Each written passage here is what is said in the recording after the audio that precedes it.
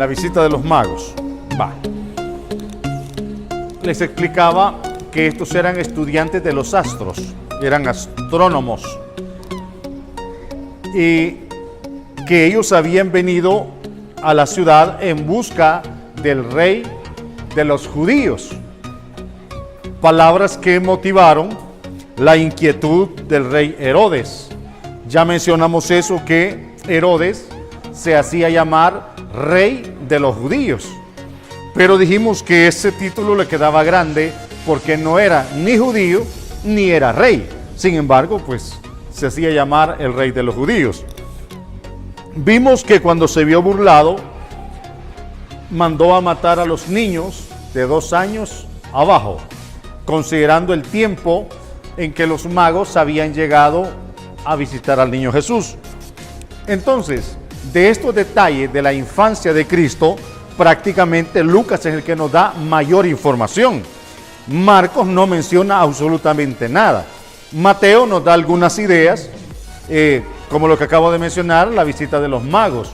Pero Lucas nos da un relato bien detallado de este proceso. Entonces, ¿qué significa para nosotros el nacimiento de Cristo? Significa el nacimiento de nuestra esperanza, porque es a través de Jesucristo que nosotros hemos sido rescatados. Por supuesto, digo, el origen de nuestra salvación, porque se complementa con su sacrificio. Entonces, pero con solo el hecho de que se introduce el primogénito en la tierra, ya es una gran oportunidad para nosotros. Entonces, se ha dado el glorioso evento que ha nacido el rey de los judíos. Acuérdense que dijimos, desde la cautividad, cuando se llevaron al pueblo de Israel hacia Mesopotamia, desde entonces no se volvió a saber de un rey ni en Judea ni en Israel. Cuando ellos regresan de la cautividad, ya no son 2 reinos, como había sucedido cuando se fueron, que primero se llevaron al reino del norte y después al reino del sur. El asirio se llevó a Israel y el babilónico se llevó a Judá. Entonces, hay una profecía que dice que ya no más serán 2 pueblos, sino volverán a ser uno solo. Entonces, cuando regresan de la cautividad, regresa prácticamente un solo pueblo, pero no volvemos a ver la imagen o la figura de un rey, sino que vienen gobernadores. Entonces, llega el tiempo de Cristo y la situación sigue igual. No existe un rey en Judea. Ya dijimos que Herodes se hacía llamar rey, pero que no le cuadraba realmente el título, porque él no era judío. ¿De dónde dijimos que era Herodes? ¿De dónde, hermanos? Idumeo, de la descendencia de Edom. Siempre hay que repasar los detalles para que no se nos olviden. Bien, entonces él era idumeo, no era judío. Entonces, si ustedes ven los primeros relatos, las primeras narrativas, cuando nace Jesús está gobernando, dijimos, Herodes el Grande, que fue el papá de los otros Herodes. Entonces, ante esta situación, Herodes se alborota porque dice, ha nacido el rey de los judíos. Les explicaba que los judíos esperaban un rey, que por cierto creo que tenemos una tarea por ahí pendiente, ¿verdad?, de los reyes de Israel y los reyes de Judá. Cuando salgamos al receso me la entregan, pero solo quiero que ya, por lo menos los que lo hicieron ya saben que cuántos reyes hubieron en Israel y cuántos reyes hubieron en Judá, cuántas dinastías hubieron en Israel, y en la zona de Judá solamente hubo una sola dinastía, es decir, la descendencia de David. Entonces, hasta los tiempos de Cristo, seguían esperando un rey de la casa de David, porque fue una sola dinastía. En cambio, en el norte hubieron varias, pero en el sur fue una sola dinastía. Entonces, ante la noticia, ha nacido el rey de los judíos, eso inquietó al gran Herodes, porque pues él había tomado este título sin corresponderle, pero él era. Ahora bien, y decirle, ha nacido el rey de los judíos, significaba que tenía que poner ya la barbita en remojo porque ya me lo iban a pegar una chapodada, ¿verdad? Entonces, fíjense bien en ese detalle. El judío esperaba de la simiente de David un rey. Si ustedes ven la genealogía que nos presenta Mateo, él nos da la ascendencia de José.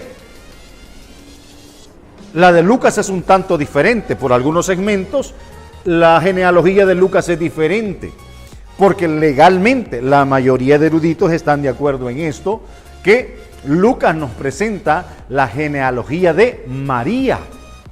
Pero allí dice que era de José, se creía de José que era el padre adoptivo. La historia dice que los judíos, acuérdense que esas zonas hasta el día de hoy no toman en cuenta a las mujeres.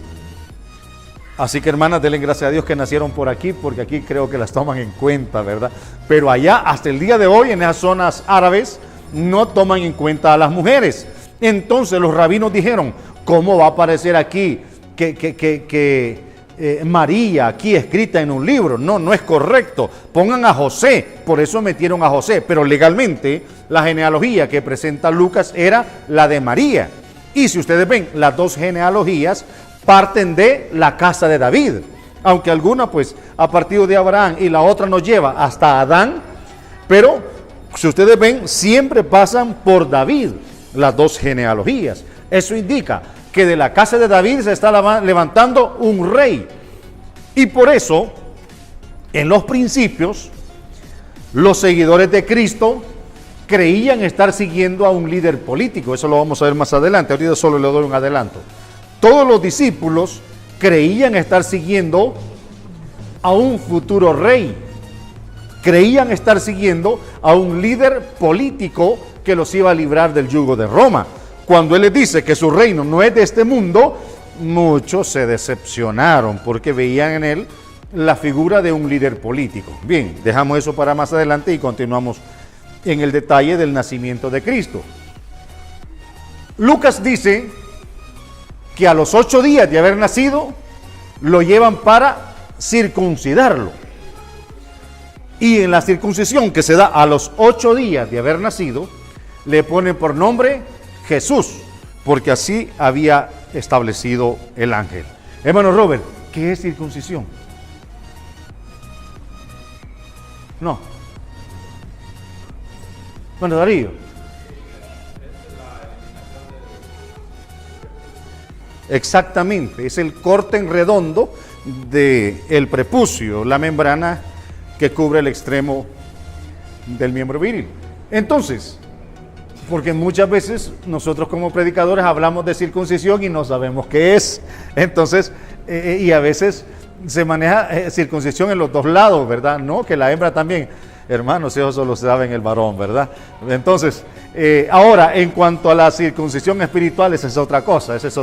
Pero en cuanto a lo material, solo se efectuaba en los varones y era a los 8 días. Lo llevaban al templo, lo circuncidaban y quedaba registrado con el nombre que iba a llevar. Vean ustedes cómo Lucas lleva ese proceso. Él explica cómo fue la circuncisión a los 8 días. Y luego explica la presentación, que fue cuando la mujer terminó la purificación ritual. Entonces, lo llevan al templo para presentarlo al Señor y se da el evento. Lucas lo narra bien detallado, bien detallado. Si ustedes ven, ya dijimos que Marcos no menciona nada del nacimiento ni de la infancia de Cristo. Solo lo menciona mayormente Lucas y Mateo, que también nos da alguna información, un tanto más limitada, pero nos da alguna información del nacimiento de Cristo. Ahora bien, lo llevan al templo. ¿A qué parte de Judea lo llevaron a circuncidar? Porque estamos leyendo un poquito, ¿verdad? ¿A qué parte de Judea llevaron a circuncidar al niño? Al templo, hermanos. al templo de Jerusalén. Ustedes tienen que estar bien familiarizados con esas ideas, ¿verdad? Porque acuérdense que el único templo judío estaba en Jerusalén, y Jerusalén es la capital judía de Judea, porque la capital romana de Judea era Cesarea, creo que ya se los expliqué, ¿verdad? Pero la capital judía de Judea era Jerusalén. Entonces llevan al niño al templo de Jerusalén para ser presentado. Fíjense bien, ellos son de Nazaret, y Nazaret pertenece a Galilea. Entonces, de Galilea viajan hasta Jerusalén para presentarlo al Señor. Y allí se da el glorioso evento de un viejito llamado Simeón, que sale, lo toma, y en lugar, digamos, de estar triste porque ya se va a morir, el viejito está contento. Ahora, Señor, despide a tu siervo conforme a tu palabra en paz. Dicho en paráfrasis, Señor, ya me puedo morir porque han visto mis ojos tu salvación. Vean la visión de este viejito. Tiene un niño en sus manos, pero él no está viendo un niño, está viendo la salvación. Han visto mis ojos tu salvación, la cual has aparejado en presencia de todos los pueblos. Luz para ser revelada a los gentiles y la gloria de tu pueblo Israel. Indiscutible, la gloria la tienen ellos, la luz la tenemos nosotros, pero también a la par de esta luz gloriosa que tenemos, pues la gloria de Dios también nos visita, ¿verdad? Bien, el evento se ha revestido de gran solemnidad, no por la tradición judaica, no por el sacerdocio levítico, sino que personas aparentemente ajenas al evento han surgido, como el caso de Simeón, como el caso de Ana, la profetisa, personas que no estaban vinculadas con el ritual judío. Siempre había un ritual, pero esas personas no estaban vinculadas con el ritual, sino que llegaron de casualidad, diríamos. Pero como ya dijimos que en Dios no hay casualidades, Dios lleva las cosas en orden, Dios lleva las cosas controladas. Dios provió que esas personas, esos viejitos, llegaran en el momento propicio para confirmar realmente que no se trataba de un simple niño, sino la gran salvación de Dios para toda la humanidad. ¿Se gozan, hermanos? Legalmente ha comenzado en el nacimiento de Cristo nuestra gran esperanza. Bien, resulta que todo este proceso va rápido. Mencionábamos el viaje a Egipto, ¿verdad?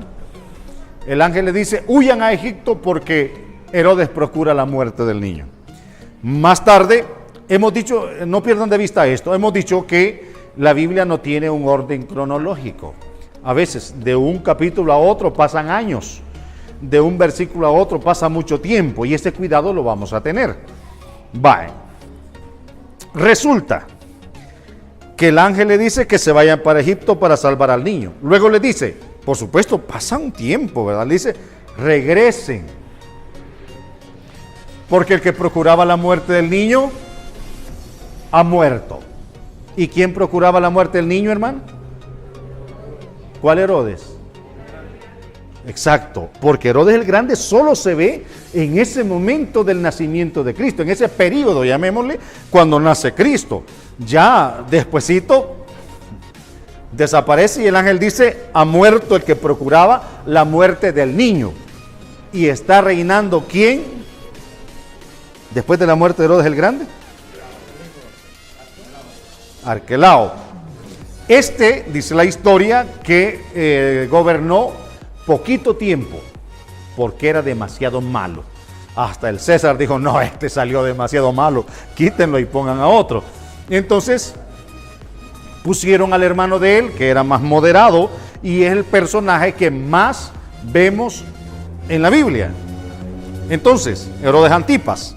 Este otro Herodes era un poco más moderado, pero cuando llega José y se da cuenta que Arquelao estaba reinando, en lugar de radicarse en Belén, se fue mejor de una vez a donde habían vivido, que era en Nazaret, en tierra de Galilea.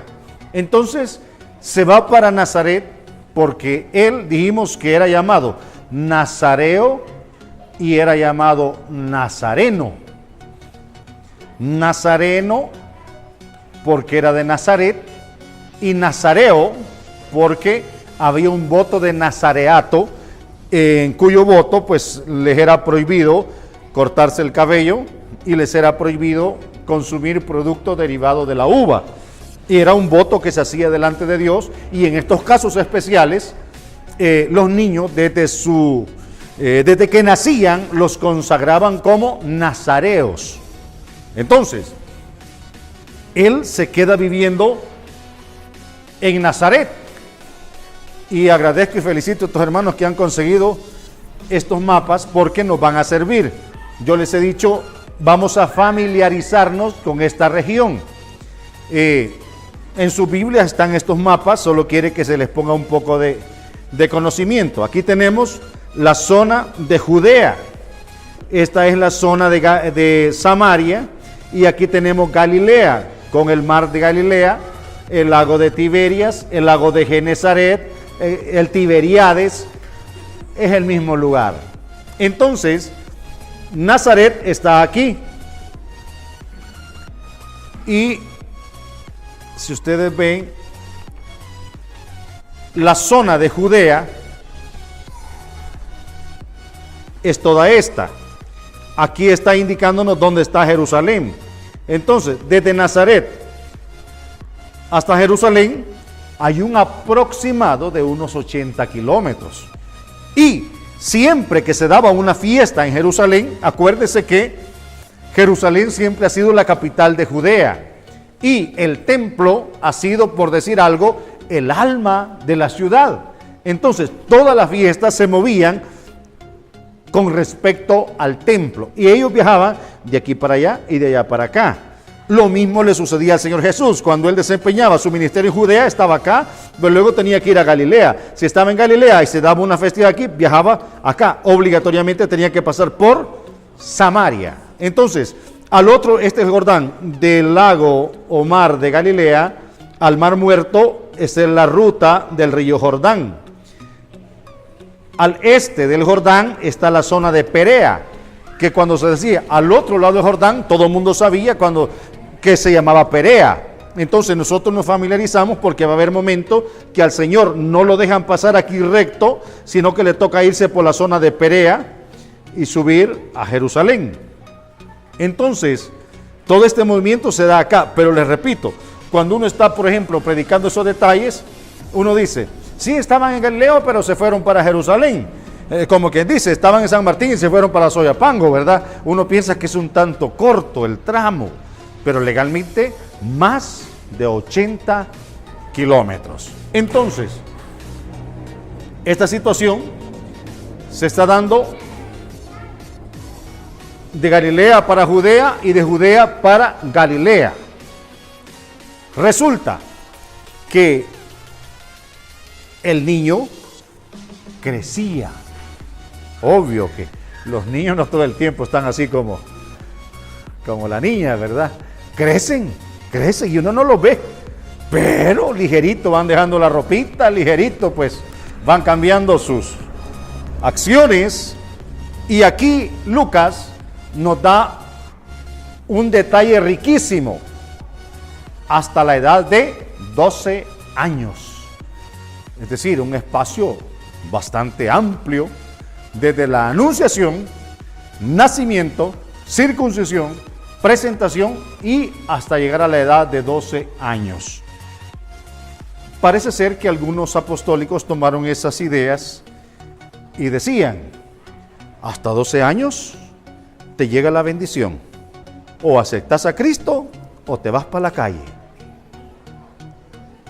Y yo tuve un cipote trabajando, ya adulto, ¿verdad? Que dice que a los 12 años, vaya hijo, prepare su ropita, que vamos a salir. ¿Y para dónde, papá? Ah, usted arréglela. Lo fue a tirar donde un pariente, no sé por qué rincones, pero él no sabía que según la tradición apostólica, se le había acabado la bendición, porque ya tenía pasaditos los 12 años. Los fue a tirar por allá. Cosa que los padres de este tiempo deben entender que no es así. No es así.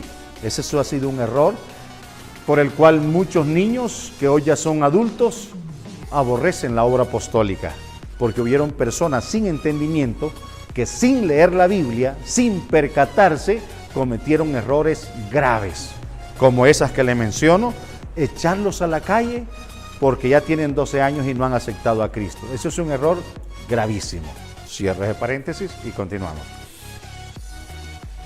Lucas nos da todos esos acontecimientos. Como todo judío, cada festividad que se daba en Jerusalén, allí iba José e iba María a la festividad en Jerusalén. Los que son padres de familia han de comprender pues esta situación que para uno de padre pues sus hijos pues es lo mejor de lo mejor, ¿verdad? Aunque tengan sus detalles, porque mire, para una mamá, para un papá, su niño, su niña es la más bonita, el más bonito, es el más inteligente, es el más sobresaliente, tiene lo mejor de lo mejor. Pero no perdamos de vista que solamente son sentimientos paternos o maternos, ¿verdad?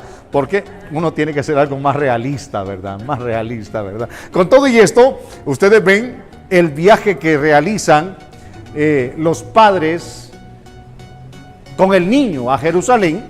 No iba solamente ese grupito de 3, iba prácticamente todas las aldeas, todas las ciudades que estaban alrededor del lago de Galilea, emprendían viajes y eran caravanas de cientos de personas viajando a Jerusalén cada festividad, cada evento, iban las multitudes. Porque yo he escuchado predicador que dice: ¿qué papás más descuidados?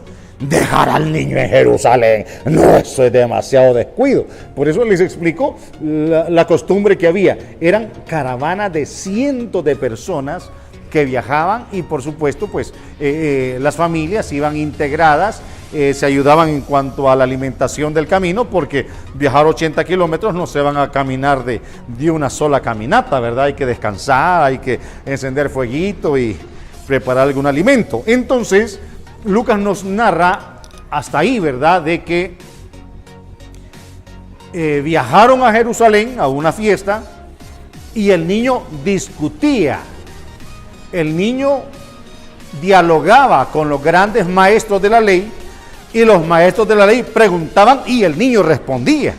Y si no, el niño preguntaba y los maestros se asustaban. ¿Y de dónde tiene tanta sabiduría, verdad? Se sorprendían, ¿verdad? Pregúntenle a nuestros hijos de 12 años, ellos ya saben de PlayStation y saben de todas esas cosas, pero de la Biblia estamos bastante limitados, ¿verdad? Entonces, es ahí que aunque sea ya grandecito, debemos hacer un esfuerzo por leer, escudriñar y aprender de la palabra de Dios. Bien. Se ha dado una serie de eventos y les repito que el que más nos da información es Lucas respecto a todo lo que ha sucedido en la infancia de Cristo. Valga la aclaración que hay muchos libros que hablan de la infancia de Cristo. No obstante, nosotros nos vamos a limitar a lo que dice la Biblia.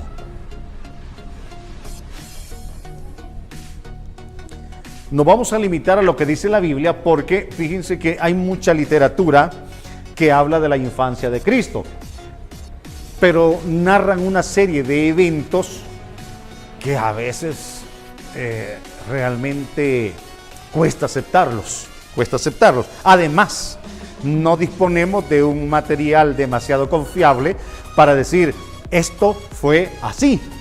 Pero les explico esto para que ustedes nada más tengan una idea. Hay mucha literatura que habla de la infancia de Cristo. Nosotros, nos vamos a limitar a lo que nos dice acá, principalmente por la materia que tenemos, los evangelios sinópticos. Pero no está de más que ustedes sepan que hay muchos libros que hablan de la infancia de Cristo.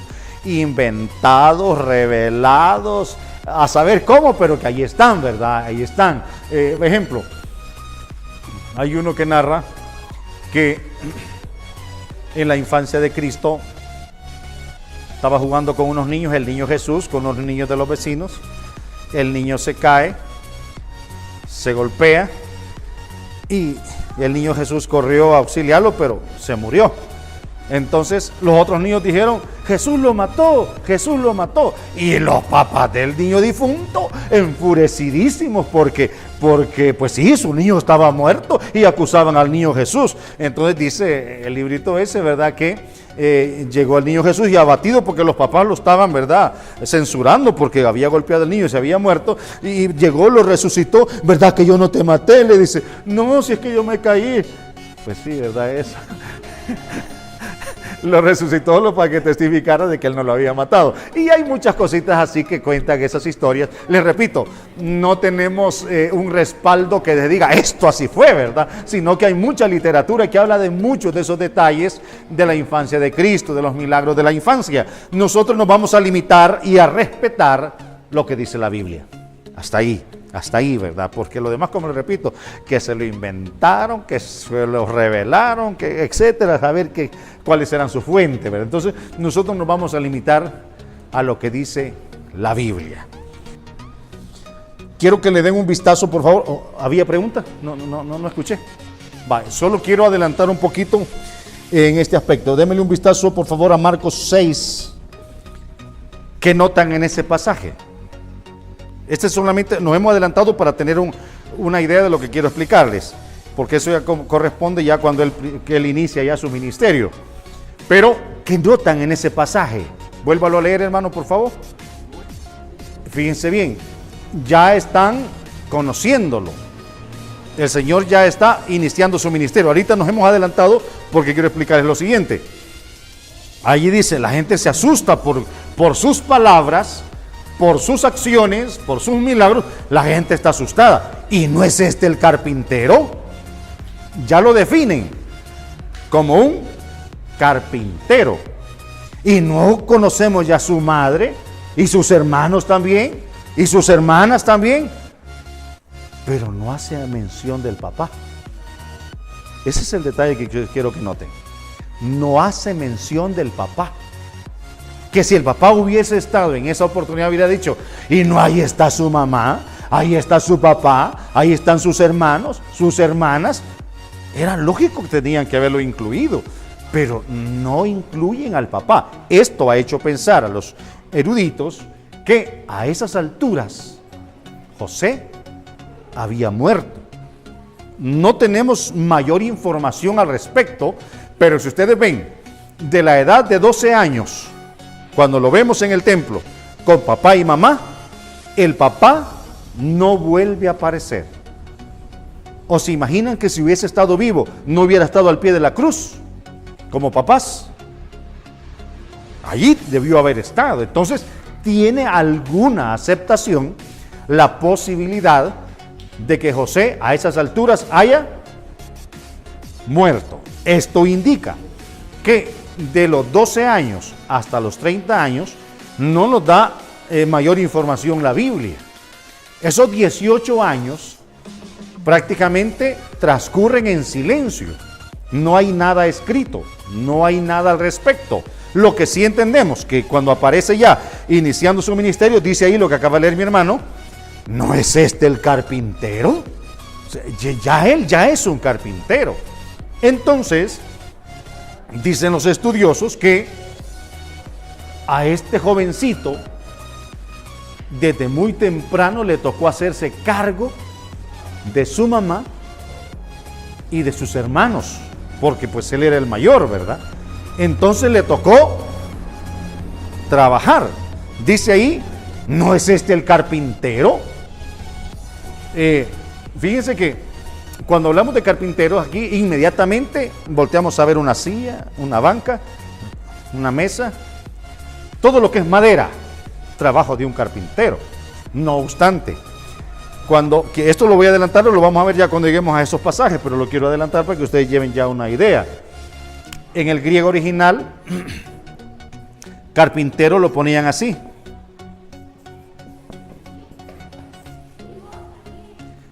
Tecton.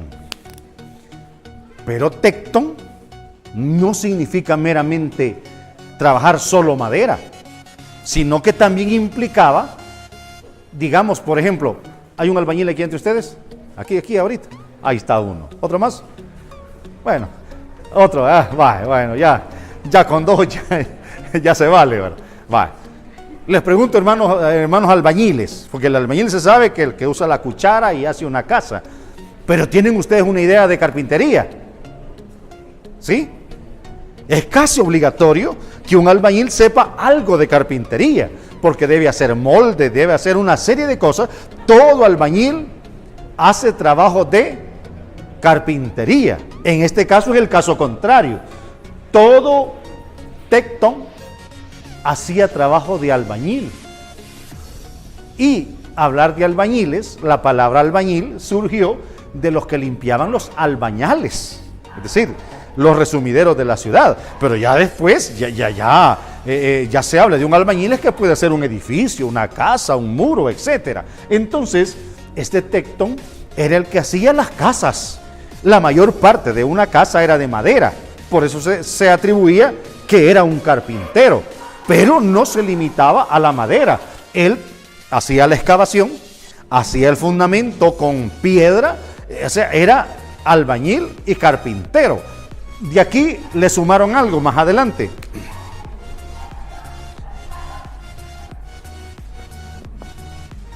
Arquitecton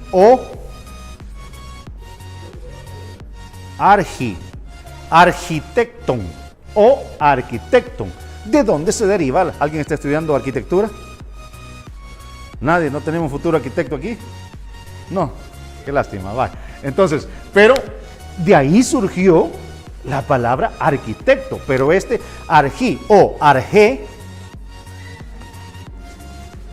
es algo que nos dice que esto significa jefe, líder, dirigente, el que manda. Entonces, arquitecton era el que dirigía la obra, que pudo haber sido que Jesús también fue un arquitecto, porque trabajaba madera y trabajaba albañilería, digámosle así, ¿verdad? Entonces, ya ustedes tienen una idea de que el Señor Jesús no simplemente fue alguien que agarraba la sierra, porque a veces yo escucho al predicador que se dedicaba pues al serrucho, que la sierra, que el martillo, que clavos, y en ese tiempo ni clavos habían, porque el hierro era demasiado carísimo, ¿verdad? El carpintero trabajaba solo a pura madera, ¿verdad? Entonces, pero a esto hay que sumarle la idea, archivemos la idea, que a él le tocaba no solo trabajar madera, sino también trabajar lo que hoy se conoce como albañilería. Va, cerramos ese paréntesis que solo era un adelanto, pero quiero que ya lleven esa idea, que existe la posibilidad de que el papá murió cuando él era un jovencito, porque hasta los 12 años se registra que está ahí con ellos. De ahí en adelante no volvemos a saber más de José. ¿Alguna pregunta al respecto? Ya hemos visto la anunciación, el nacimiento de Cristo, su circuncisión, su presentación y sus visitas al templo, que eso era lo normal de todo judío, porque fíjense que el judío hasta el día de hoy es estricto con el conocimiento de sus hijos. Mayormente las mamás eran las obligadas a enseñarle a los niños judíos prácticamente toda la Torá. Total, que a los 12 años el niño judío debía conocer de memoria todita la Torá. Debía conocer todas las tradiciones judías. Es decir, desde tempranito lo bombardeaban con conocimiento. Y esto es, les repito, hasta el día de hoy. Me contaba un judío, hace unos cuantos años, que en Estados Unidos tuvieron problemas, porque los judíos no mandaban a los niños a la escuela, sino que los papás les daban la enseñanza. Cuando llegaban ya muchachos a la edad de entrar a la universidad y quisieron entrar a la universidad, dijeron, presente la documentación de todo lo que ha estudiado. No, es que la he estudiado en casa. ¿Cómo en casa? No, es que los judíos en casa educamos a nuestros hijos, porque el judío es sumamente estricto en cuanto a sus principios religiosos y sus principios de conocimiento. Entonces, toparon con ese problema que no les daban acceso a las universidades. Me cuenta ese judío, un judío algo postizo, pero presentaron apelaciones ante el Congreso, presentaron pues un montón de documentos exigiendo el ingreso de sus hijos a las universidades. Pero es que no nos pueden comprobar que este chico haya estudiado todos los años que son requisitos para entrar a una universidad. Entonces dicen los líderes judíos, hagamos algo realista. Háganle un examen a nuestros hijos y háganle examen a los que han cursado desde kinder hasta... Ahí es diferente, porque después de... Es diferente el proceso, ¿verdad? Pero dijeron, háganle un examen. Pues está bien, dijeron, aquí vamos a ver la realidad. Y se ponen, agarran un grupo de los hijos de los judíos y un grupo de los muchachos que iban a ingresar a la universidad, que sí, llevaban documentación, ¿verdad? De parvularia y de primaria, secundaria, etcétera. Y entonces los evalúan. Y va resultando que había mayor capacidad de conocimiento en los hijos de los judíos que en los hijos de los demás que habían cursado todos los años de escuela. Y cuando comparan, tienen razón, dijeron. Entonces hicieron un documento en donde el Congreso autorizaba que los hijos de los judíos podían ingresar a la universidad sin haber estudiado en ninguna escuela y en ningún colegio. Yo me quedé algo asombrado. Y con la confianza que tenemos de aquí, de amigos y hermanos, ¿cuánto tiempo le dedica usted a su hijo o a su hija? ¿Cuánto tiempo nos sentamos con ellos a leer o a explicarles? La mayoría decimos, no tengo tiempo, no tengo tiempo. Y la mayoría decimos, para eso los mando a la escuela. Pero parece que lo dije aquí con ustedes una vez, la primera escuela es el hogar. Y la primera maestra es la mamá. Y el maestro interino, porque solo de vez en cuando lo hace el papá. Eso así es, son realidades. Pero les cuento esto para que vean, hasta el día de hoy, el judío es delicado y cuidadoso con sus hijos a fin de que se llenen del conocimiento de la palabra de Dios. Por supuesto en sus tradiciones, ¿verdad? Pero es admirable que un judío, un hijo de un judío, aunque vaya a la universidad, aunque vaya donde vaya, él no cambia sus principios, porque desde pequeñito la mamá se encargó de enseñarle la palabra de Dios y de defender su fe y reconocer no solo la Torá, sino incluidas toditas las tradiciones, porque los judíos son tradicionalistas y medios, es decir, que tienen lo de una tradición y la mitad del otro. Entonces, ellos tienen esa cualidad, son tan cuidadosos con los hijos que les enseñan, ellos se sientan con el niño. Total que ese fulano con quien yo platicaba, bueno, él estaba acá en el país haciendo el Shabbatón, porque existe el Shabbat y el Shabbatón. El Shabbatón es un año que ellos dedican sin trabajar y solo pueden trabajar pero en ayuda de alguien sin cobrarle ni 5 centavos. Entonces él estaba celebrando su Shabbatón y estuvo con nosotros en una festividad en Honduras y a mí me sorprendió. Hago este paréntesis para que vean la idea y la cultura de un judío. Llevaba, no recuerdo si 2 o 3 niñas, la mayorcita tenía como unos 9 años, la otra tenía como 7, la otra como 5, más o menos por ahí. Las niñas ya manejaban 3 idiomas y estaban aprendiendo el 4.º idioma, las niñitas, además de conocer de punta a punta la Torá. Y cualquier pasaje que usted le menciona, sí, eso está en tal y tal parte. O sea, que sí, en realidad, no era simplemente que me lo estaba contando sino era realidad. Y sucedió algo que también se los cuento. En una noche, porque yo andaba con los hermanos del Coyolito, ¿verdad? En una noche, porque habíamos estado casi toda la festividad, y hasta esa última noche que estuvimos, no tiene un espacio para predicar, y la misericordia de Dios se manifestó, y esa noche tuvimos un culto gloriosísimo, y para sorpresa mía, cuando cayó la gloria de Dios y el pueblo se encendió, el judío allá atrás lo voy viendo danzando, y la barba así le hacía, el judío danzando. Bueno, y dije yo, bueno, ¿qué le pasó? Pero quedé, bueno, yo estaba predicando, ¿va? Pero yo, el predicador tiene que estar pendiente de todo lo que sucede alrededor, ¿va? Porque estar predicando así no es correcto, ni estar predicando así, que los hermanos están aquí, yo estoy, no, tampoco, uno tiene que estar pendiente de todo el auditorio. Entonces el siguiente día lo abordo, ¿verdad? Y le digo, discúlpeme, le digo, yo tengo una pregunta. Me dice, yo lo vi danzando anoche, ¿qué pasó? Le digo yo. ¿Tiene Espíritu Santo o simplemente fue una danza judía? No, me dice, el tipo con su kipá, con toda la indumentaria de un judío, con sus colochos que se hacen acá de la pata y cabal. No, me dice, es que el judaísmo, me dice, tiene varias corrientes. Está el judío ortodoxo, está el judío aquí, el judío allá, y yo soy judío mesiánico. Tengo principios de creer en Jesús y me forjé, me dice, en una iglesia pentecostés. Entonces yo tengo Espíritu Santo también.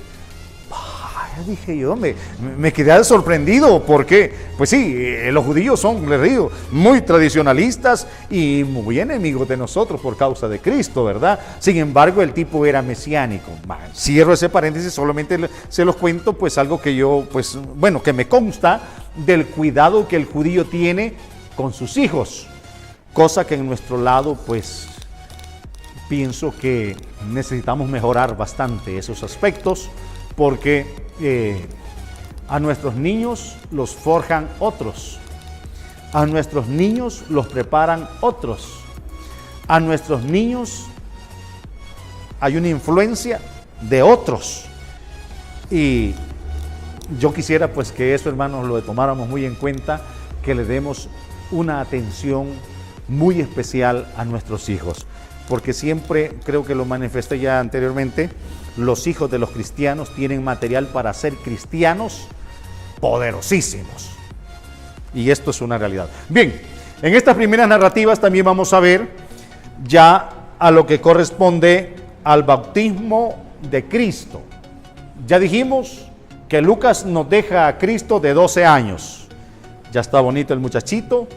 Y Lucas termina su narración de la infancia de Cristo diciéndonos, y el niño crecía en sabiduría y en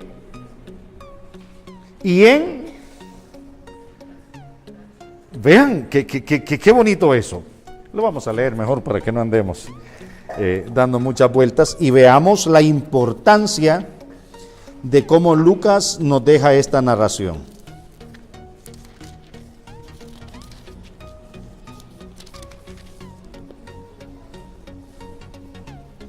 Por favor, vamos a Lucas 2:52.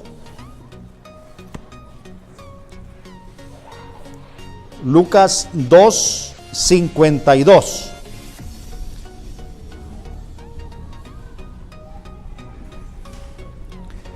Lo leen, por favor, algo fuerte.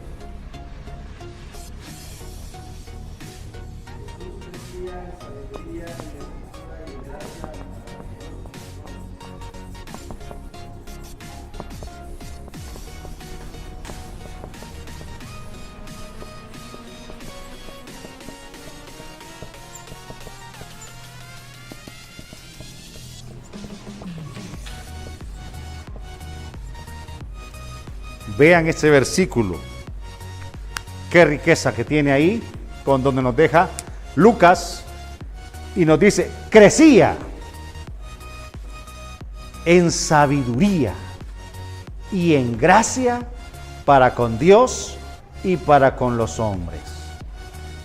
decíamos que él tenía el 100% de la naturaleza divina y el 100% de la naturaleza humana.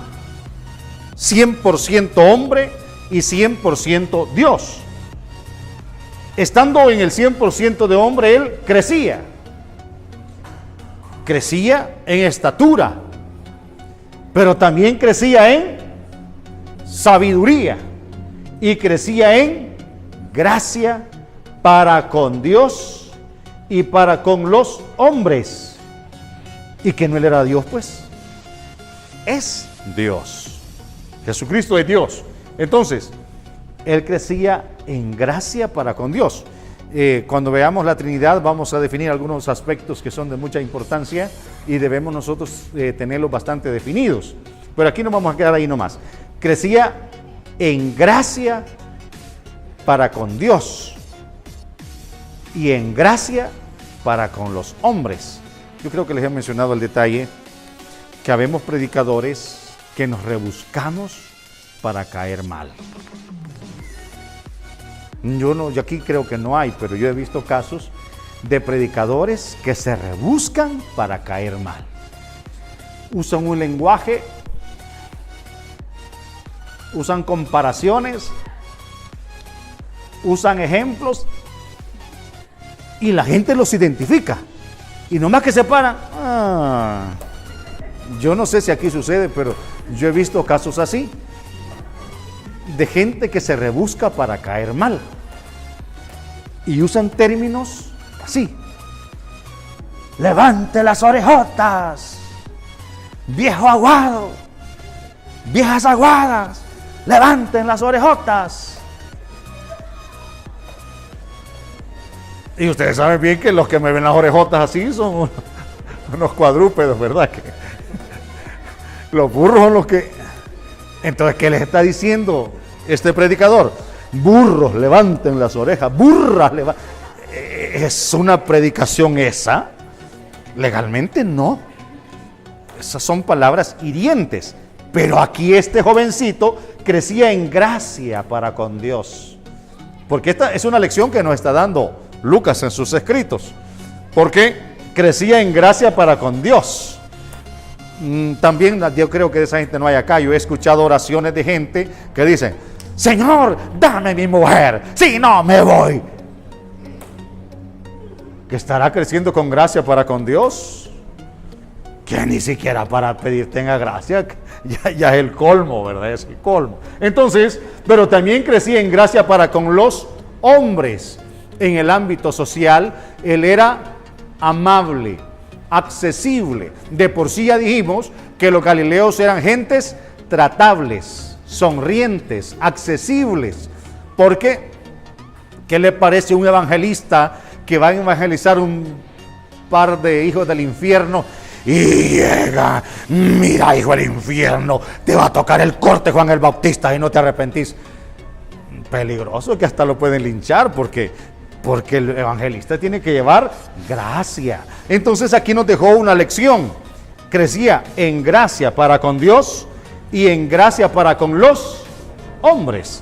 Porque fíjense bien, uno de por sí, el que predica, no a toda la gente le cae bien. Eso hay que ser realista. Sin embargo, el propósito del predicador debe ser que su mensaje halle un espacio en su corazón, que sus palabras edifiquen, que sus palabras consuelen, que sus palabras redargullan. Les pongo otro ejemplo material. Viene la jefa de la casa, ese día estaba un poco de malas, agarra la comida y la tira en la mesa. Si querés hartarte, si no, no te hartes. Mire, mucha hambre pudiera tener el cliente para ir a comer de esa forma. Eso también se da en el medio de la predicación, porque el predicador debe darle de comer a la gente, darle la ración a tiempo, alimentar, nutrir. Porque algunos dicen que solo Maruchan consumen, porque a uno no le gusta cocinar, ¿verdad? Pero tratamos de que haya un alimento balanceado, que le nutra. Lo mismísimo es aquí en el ámbito espiritual. Necesitamos que una predicación le sustente, le alimente, le nutra, lo vigorice. Eso es lo que necesitamos. Pero les repito, si tiramos ese plato ahí con los frijoles que hasta se salieron del plato y todavía lo remachamos con la frase, si querés te hartás y si no, no te hartes. A veces del esposo a la esposa, de la mamá al hijo, etc. Se dan esos casos. Entonces, cuando él dice que crecía en gracia para con Dios y también para con los hombres, indica que el cristiano tiene que ser amable. Y no son opciones. Debemos reflejar lo que tenemos. Debemos reflejar lo que abunda en nosotros. Y lo que abunda sale a la boca. Hace poquito yo tuve una lección, cometí un error y me da pena, pero se los cuento así como hermanos y amigos. Íbamos a una gran trabazón, fieles en la fila, avanzando por centímetros. De repente, de allá del final de la fila, se adelanta, se tira uno en sentido contrario y venía con todo. De repente un gran bus.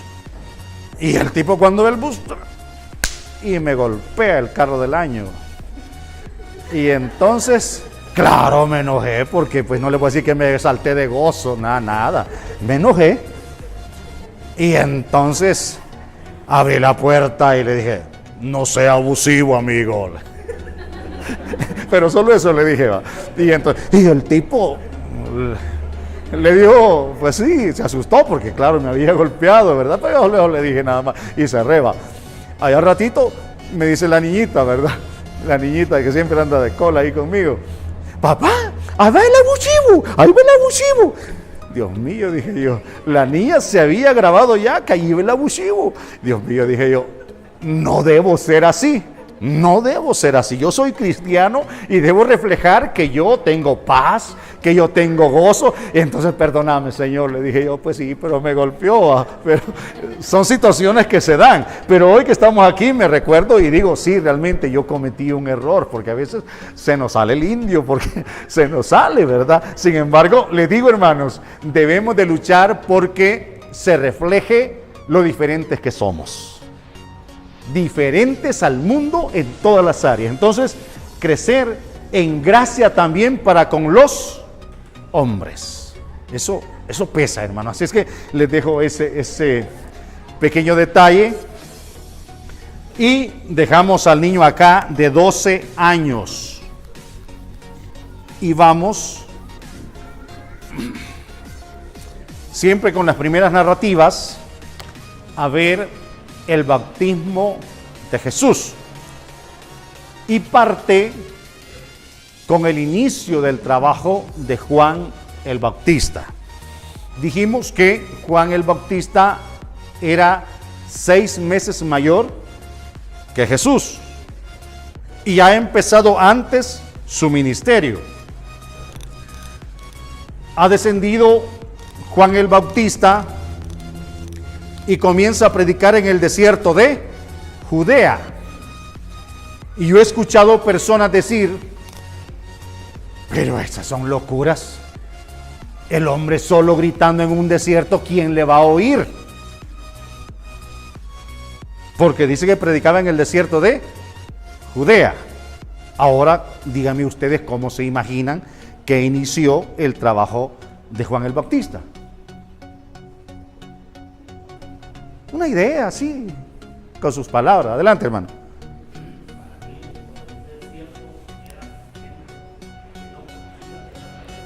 Ah, el desierto es simbólico. Ya. ¿Otra idea?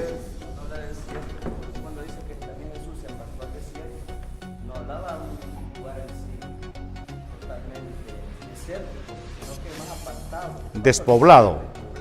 Ya tenemos 2 ideas. Una, que el desierto es simbólico, y el otro es que el desierto es zona no poblada, aunque hayan árboles y ríos. ¿Algo otra idea aquí de este lado? ¿Qué ideas tienen del inicio del trabajo de Juan?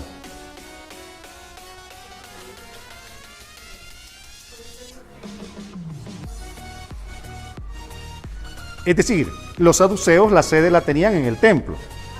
Los esenios se cree que Juan, no tenemos un dato así, esto así es, pero sí existen fuertes posibilidades de que Juan haya sido de ese grupo de los esenios. Es decir, los que se retiraban a un monte, a una cueva, al desierto, a vivir aislados, a esperar al Mesías. Esa era la idea de los esenios, ¿verdad? Entonces, se cree que Juan, pues era de esa línea, ¿verdad? Sin embargo, cuando dice que Juan predicaba en el desierto de Judea, ahí es donde necesitamos otra vez los mapas, en donde nosotros debemos de familiarizarnos con la geografía bíblica, por lo menos la bíblica, no porque nosotros tenemos que conocer toda la geografía universal, pero siquiera el de la Biblia, pues, ¿verdad? Va. Entonces, esta es la zona de Judea. El Jordán es este, que desemboca en el Mar Muerto. Esta zona legalmente era un desierto. Legalmente, literalmente, era un desierto. Existe hasta el día de hoy el desierto de Judea, salvo que ahorita ya lo están haciendo producir los ingenieros agrónomos israelíes. Pero existe el desierto de Judea. Pero a la orilla del desierto pasa el río Jordán. Y les repito, yo he escuchado predicar y dicen, ¿cómo es eso que en un desierto, sin el desierto no hay ríos, no hay agua, no hay árboles, no hay nada? Pero como les digo, nos vamos a familiarizar con la geografía, que allí en el desierto de Judea sí pasa un río, y es el río Jordán.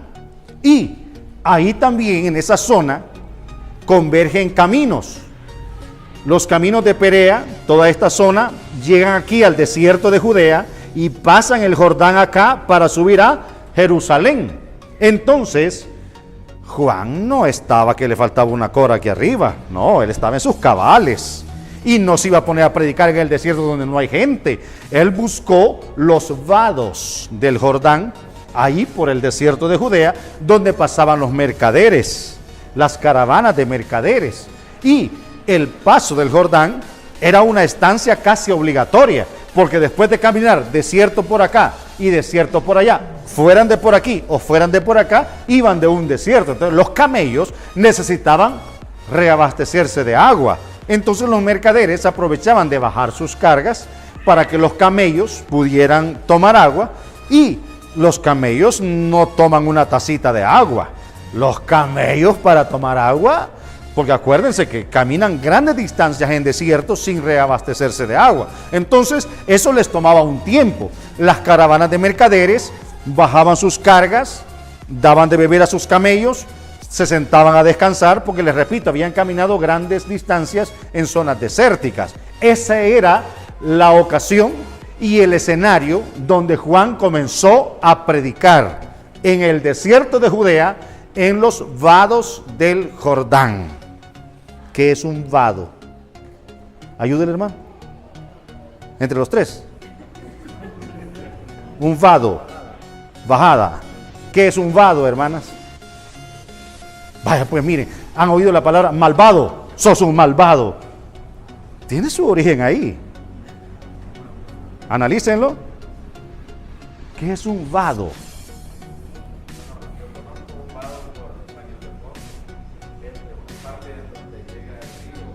Ajá. Pero se puede pasar. Exactamente, eso es un vado. Una parte de un río en donde se puede pasar, ya sea en vehículo o a pie. Pero es una parte que el agua es calmada, no es muy profunda, se puede pasar a pie. Eso es un vado. Y hay vados que se arruinan. La creciente los arruinó, porque a veces esos vados le dan mantenimiento. Y de repente la creciente se llevó las piedras y quedan los grandes hoyos. Entonces la gente atenida, que es un vado, va caminando, de repente se fue en el hoyo y se hundió. Ese es un mal vado. Y así, de ahí originan la idea de cuando alguien es maloso, ¿verdad? Este es un malvado, porque al descuido le echa zancadilla, ¿verdad? Échese a la bolsa la idea, porque bueno, buscar los orígenes de las palabras, ¿verdad? Les explico porque, acuérdense, por ejemplo, en los tiempos antiguos, se tomaron los vados del Jordán. Cuando dice que se tomaron los vados del Jordán, significa que donde iban a huir los enemigos a pasar el vado, ahí se pusieron los soldados a esperarlos, ¿verdad? Se habían tomado los vados del Jordán. Y hay varios pasajes de la Biblia que hablan de eso, por eso hice esa aclaración, ¿verdad? Y vuelvo a recordarles, cuando yo pregunto algo, no es para poner en incomodidad a nadie, es para que todos aprendamos. Solamente quiero que noten este detalle. En el capítulo 2 de Lucas, el emperador era Augusto César. En el capítulo 3 ya era Tiberio. O sea, de un capítulo al otro ha transcurrido bastante tiempo. Esto lo hago notar para que ustedes consideren lo que acabo de decir, que la Biblia no tiene un orden cronológico, sino que uno tiene que ponerle entendimiento para ubicarse en cuanto al aspecto cronológico. Porque del capítulo 2 dice que Augusto César era el emperador, y en el capítulo 3 era Tiberio, aunque este Tiberio recibió facultad de su padrastro aún antes de arribar al imperio. Pero pueden ustedes ver que de un capítulo a otro ya cambió el emperador.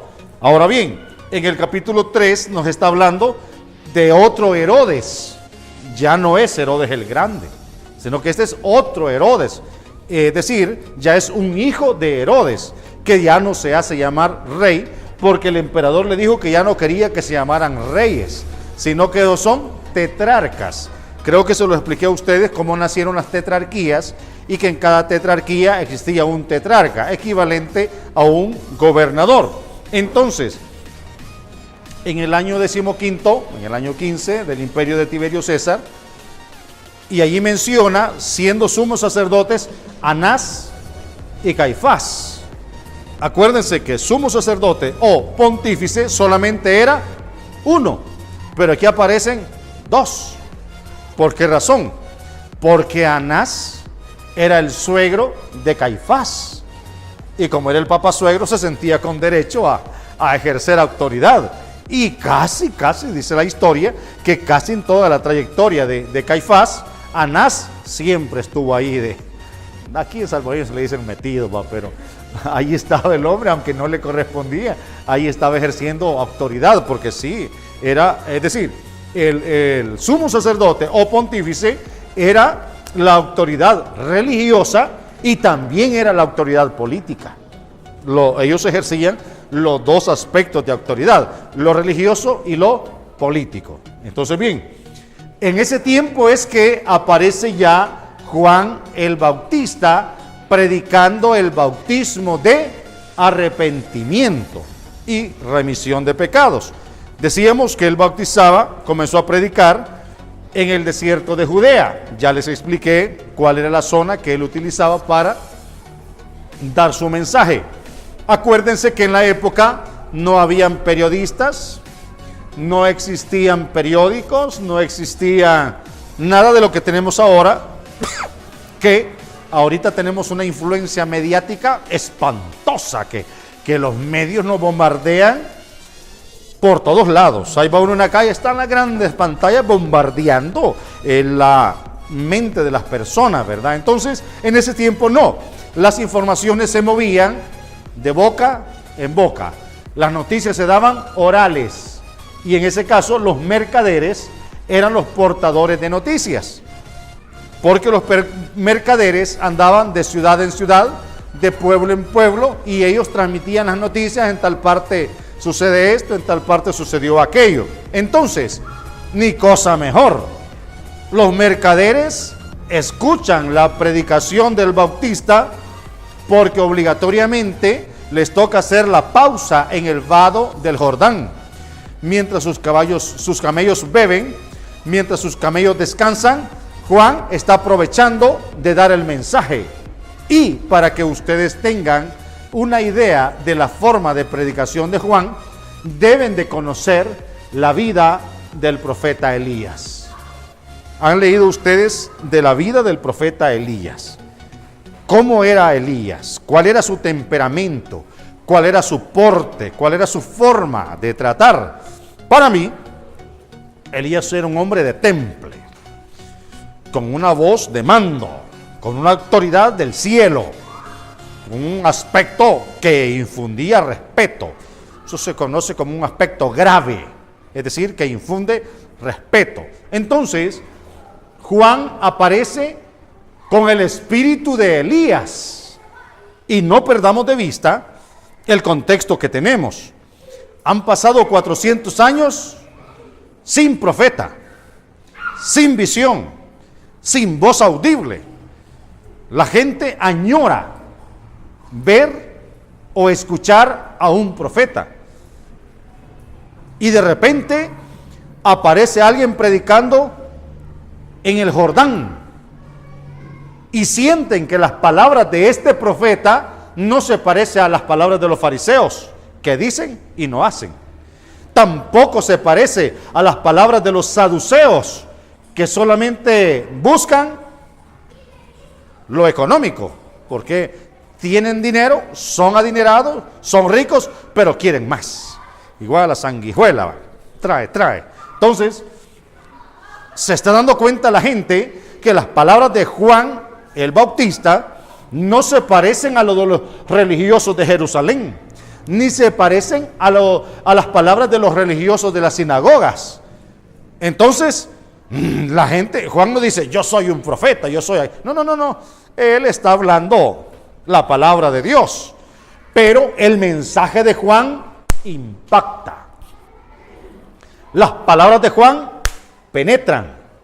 Las palabras de Juan conmueven, quebrantan. Y entonces los mercaderes que van para Jerusalén, ha aparecido un profeta, hoy sí hay profeta, lo oyeran ustedes, ese habla con autoridad, si ese se siente cuando habla. Y entonces dice, Jerusalén, Judea y todas las provincias de alrededor del Jordán bajaban al Jordán para oír la predicación de Juan. Después de 400 años de no oír a un profeta, ha comenzado a predicar un profeta. Eso mueve a la gente, eso mueve. Y cuando oyen su predicación, sus palabras impactan, sus palabras quebrantan, sus palabras llenan el vacío. Eso ha generado una expectativa inmensa. Entonces, los líderes religiosos se ponen listos, ¿verdad? Dicen que hay un profeta y la gente, todos van a él. Hay que investigarlo, veamos quién es, quién lo ha mandado, quién lo ha autorizado, porque si lo han mandado los fariseos, ya vamos a entrar en... Y los fariseos decían, si lo han mandado los saduceos, ya vamos a chocar. Pero resulta que van, lo escuchan, lo analizan, y no lo han mandado los fariseos, ni lo han mandado los saduceos. Y Juan no está predicando sectas, ni está diciendo mi secta es la mejor, sino que dice que él es la voz que clama en el desierto. Y acuérdense que la predicación de Juan, además de llevar unción, además de tener el respaldo del cielo, además de su carácter con el temple de Elías, ha logrado que la gente se agolpe. Total, que hoy las masas, las cantidades de gente ya no corren para el templo, sino que corren para el Jordán. Y al escuchar la predicación del Bautista, dice, eran bautizados de Juan, confesando sus pecados. Yo siento, hermanos, que el vacío que el pueblo estaba sintiendo, las palabras de Juan lo llenaba. No obstante que en medio de los que llegaban, no llegaban solo arrepentidos, llegaban curiosos, llegaban rivales, llegaba gente para ver en qué lo cazaban, en algún error. Y Juan fue bien directo, él no anduvo con rodeos, sino que les dijo víboras, culebras, serpientes, venenosos. Pero cuando ustedes lean esos pasajes, no lo tomen como quien dice, así voy a hacer yo, levante las orejotas. No, así dijimos que no.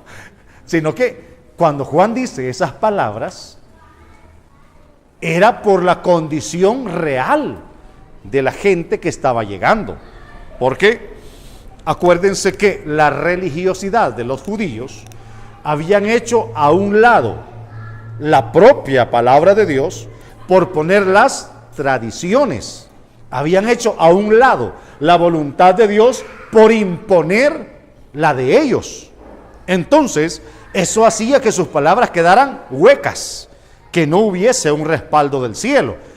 A esto súmele que, por ejemplo, alguien que ya a su esposa ya la miraba arrugadita, demacradita, ya la cinturita se le acabó, hoy tiene otra forma de cintura, entonces simplemente lo que hacían era simplemente decir, esta mujer me ha sido infiel y aquí, tome, mire, aquí voy a dar una ofrendota, ¿va? Pero esta mujer quiero que la juzguen. Sencillo, la juzgaban y la apedreaban, la mataban a piedra, así de sencillo, y ya el tipo ya quedaba libre para elegir, bájenme esta porque esta sí me gusta. Ese era el ámbito judío. Además, se enseñoreaban de los más pequeños. Además, llegaba el jubileo y no le daban libertad a los esclavos. Además, miren, si tenían un problemal, que todo iban en base a la maldad. Total, que cuando Juan dice, generación de víboras, no lo hizo con ideas de ofender o de caer mal, como aquellos que les cuento que se rebuscan para caer mal, sino que era una realidad. Estaba tratando con víboras ponzoñosas, que bastaba con ir a decirle, mire, mi mujer hizo esto, la mataban para casarse con otra. Realmente eran víboras, realmente. A esto, pues, súmenle que ni siquiera querían que el Señor sanara en día sábado. 6 días tiene la semana, vengan otro día. Sábado no hay milagros. Pero una vez creo que lo dije predicando, aquí sí hay milagros día sábado, hermano René. Entonces, pero les doy esta idea para que ustedes consideren, las palabras de Juan no eran con intención de ofender el limpio entendimiento de los que oían, sino que realmente entre la gente que llegaba, llegaban unos escorpiones, llegaban unas cobras, que le digo, venenosas en extremo. Por eso Juan fue directo. Y además, viene Juan y predica el bautismo de arrepentimiento.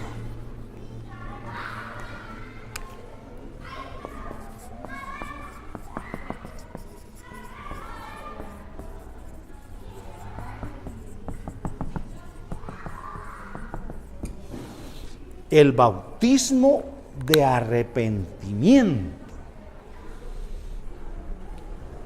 Y acuérdense que no está tratando con gente idólatra, no está tratando con gente pagana, está tratando con judíos.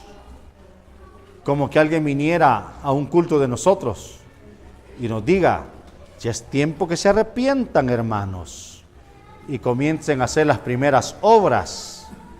Más de algunos se sentiría incómodo, porque ya somos cristianos, ya somos bautizados, ya somos gente regenerada, y que alguien venga diciéndonos que nos tenemos que arrepentir, nos haría sentir mal. Entonces, eso es lo que está pasando, que Juan está predicando un bautismo de arrepentimiento. Acuérdense que los judíos sí estaban familiarizados con el bautismo. Pablo lo confirma, dice que fueron bautizados en Moisés, en la nube y en la mar. No fueron bautizados por Moisés, sino fueron bautizados en Moisés, en la nube y en la mar. Entonces, ellos sabían de bautismo. Además, existían los diversos lavamientos que también les llamaban bautismos, o también les llamaban abluciones. Entonces, el judaísmo tenía cierta relación con la palabra bautismo, pero Juan está predicando un bautismo de arrepentimiento con un énfasis en lo que es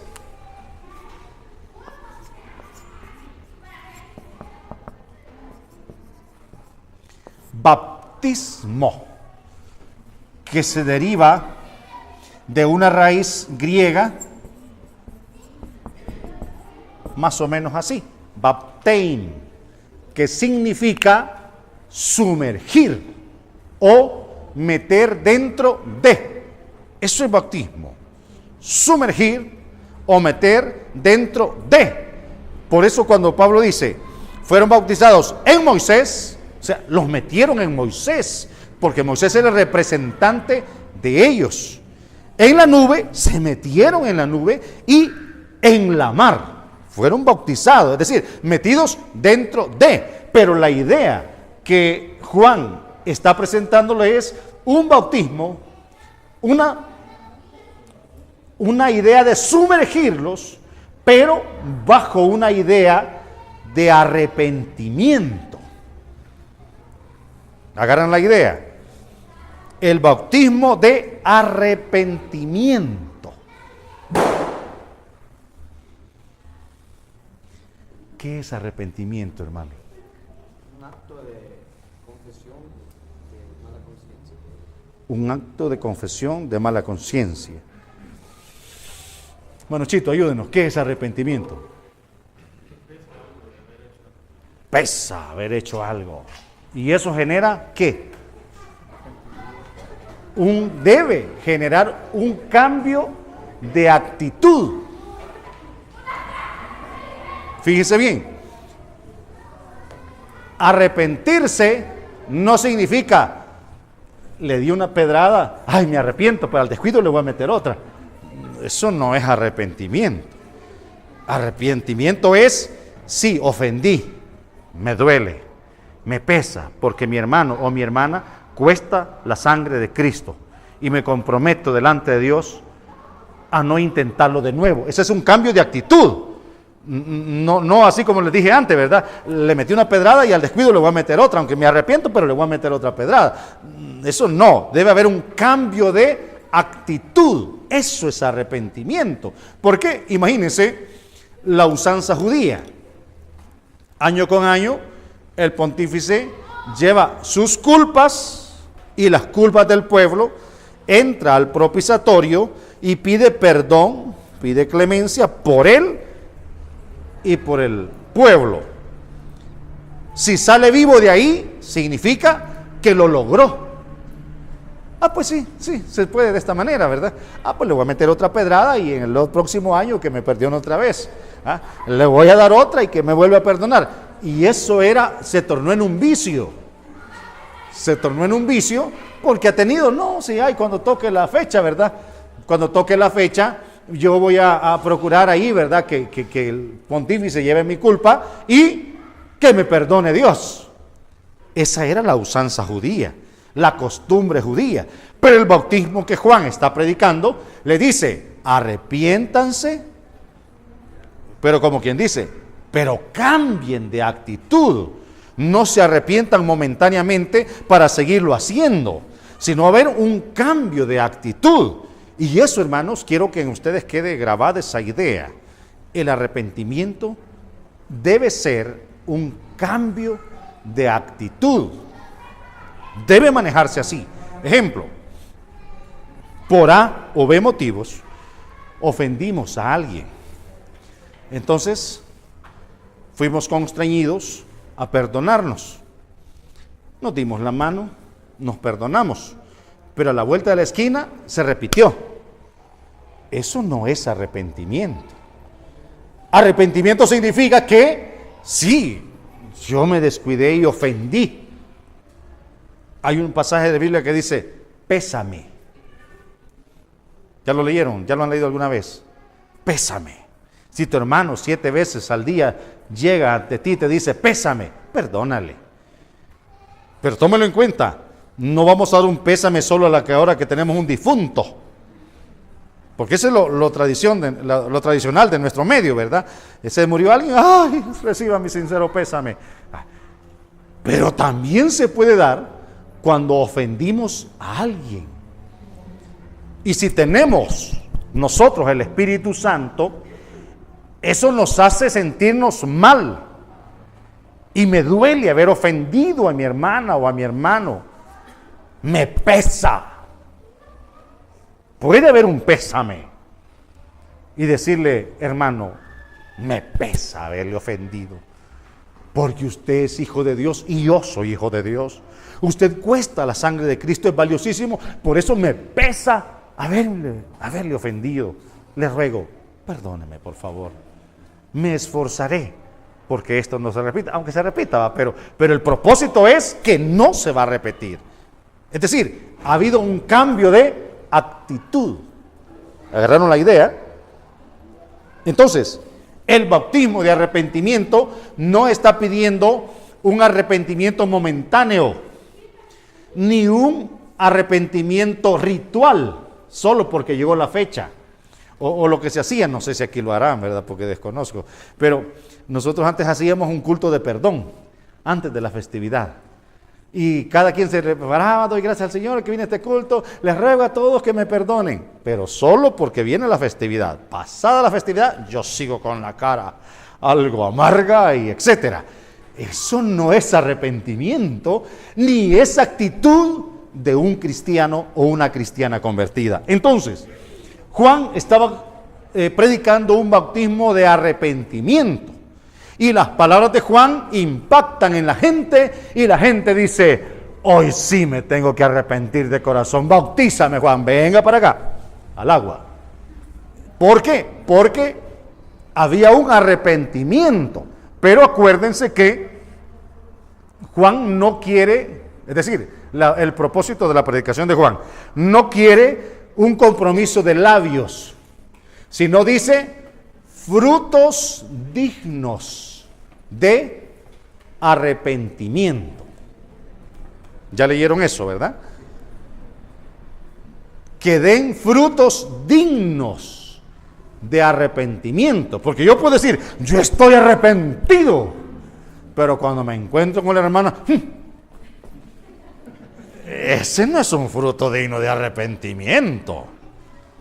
Yo puedo decir, estoy arrepentido, pero no lo vaya a encontrar solo porque va a conocer que los García somos gente, independiente del apellido, pero se dan esos detalles, ¿verdad? Entonces, eso no es un arrepentimiento genuino, ni son frutos dignos de arrepentimiento. Entonces, el sentimiento es interno, pero los frutos son visibles. Una persona con un pleno arrepentimiento da frutos dignos de arrepentimiento, y más de alguna vez lo hayamos visto de personas que se perdonaron, lloraron, se abrazaron, el Espíritu Santo dio testimonio y a partir de ahí se le ve una armonía. Esos son frutos dignos de arrepentimiento, que la persona manifieste con sus acciones que realmente hay un arrepentimiento. Mire, la doctrina del arrepentimiento es bien amplia. Solamente les doy una idea para que ustedes lo mediten y lo practiquen.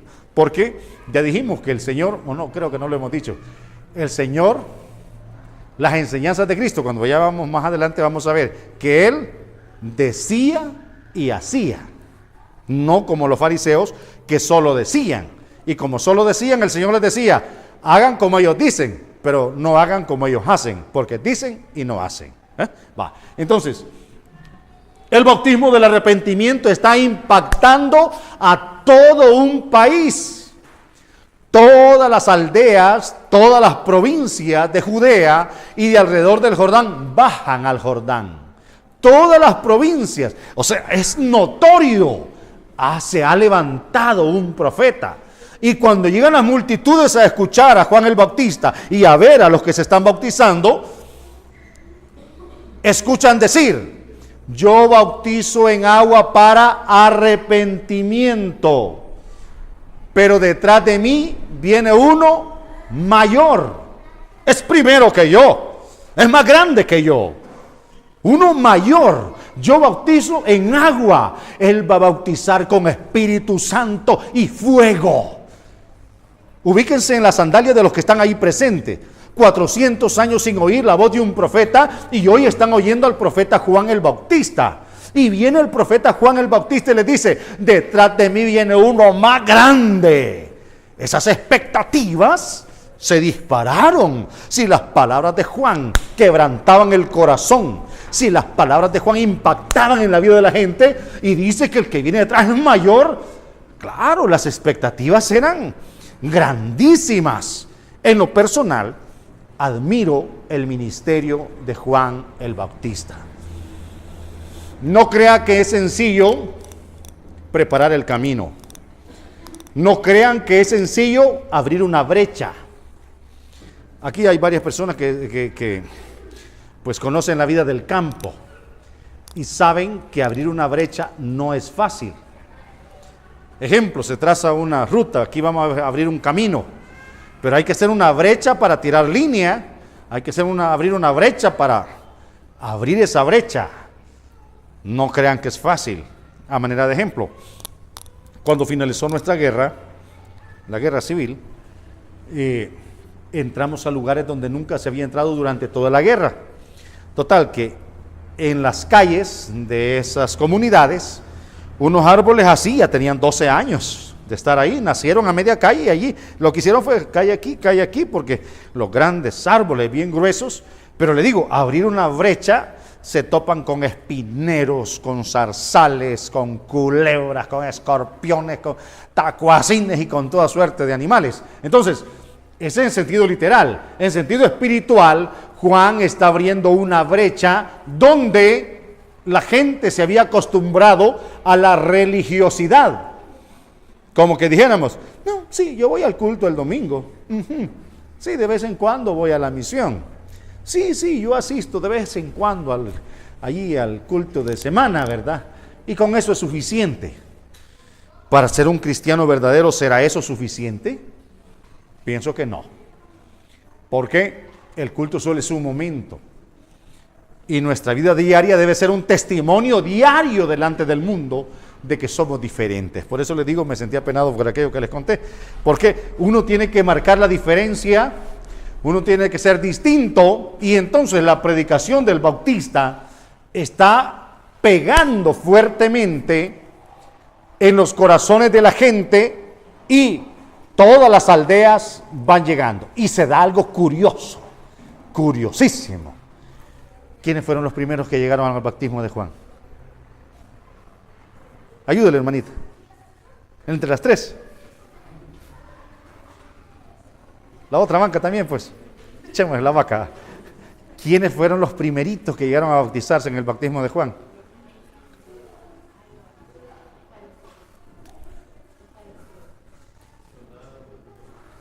Llegaron después.